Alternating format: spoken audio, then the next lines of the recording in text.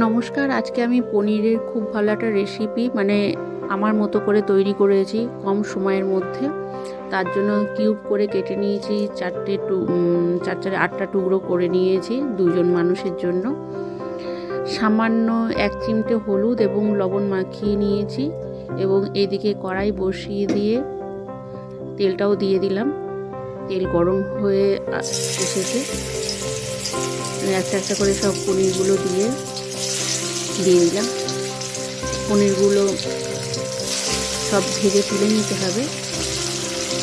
তার মধ্যে বলে রাখি, যারা খুব কম উপকরণ দিয়ে পনির রান্না করতে চান বা খুব তাড়াহুড়ো রয়েছে, তাদের জন্য এই রেসিপিটি খুবই ভালো। কারণ আমি খুব তাড়াহুড়োর মধ্যেই রান্নাটা করেছি।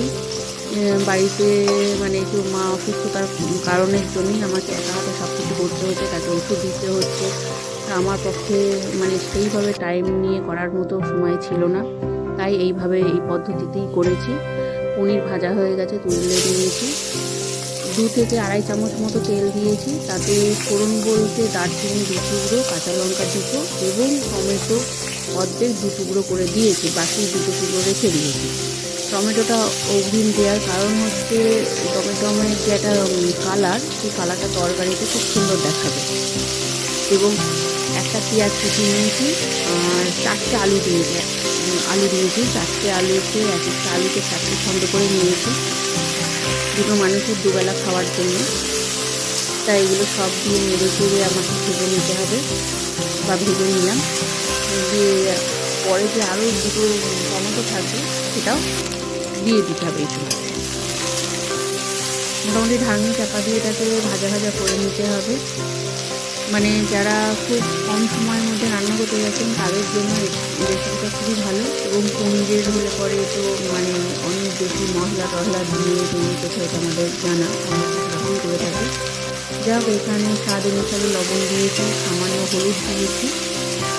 আর এটা আরেকটা কথা বলে রাখি, এখানে তরকারি ভাজা হতে হতে তো নামানোর সময়তে সামান্য একটু পোস্ত বাটা দিয়েছি এটাতে, দিয়েছি না, দেবো,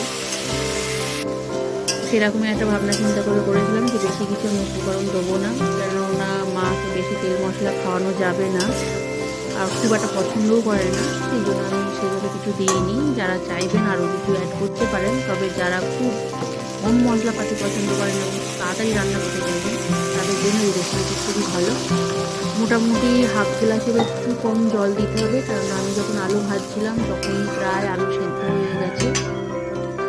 সামান্য একটু জল দেওয়ার পর ভালো করে ফুটে উঠলে পরে ফুটে গেছে ভালো মতো। এবার পনিরগুলো সব ঢেলে দিতে হবে ভেজে রাখা, এবং এটাকে চাপা দিয়ে রান্না করে নিতে হবে।